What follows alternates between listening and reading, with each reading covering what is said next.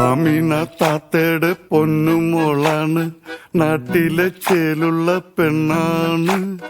ബാപ്പാടെ പൊന്നാര മോളാണ്, ബാപ്പാടെ കൊച്ചു ബിയാത്തു.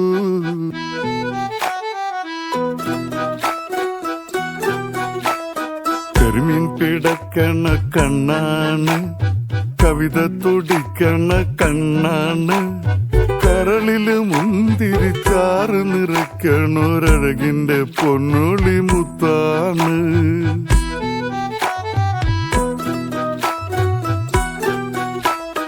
കാരളിൻ മണമുള്ള നീലമുടിയിഴ കോതിമിനുക്കി നടപ്പാണ്.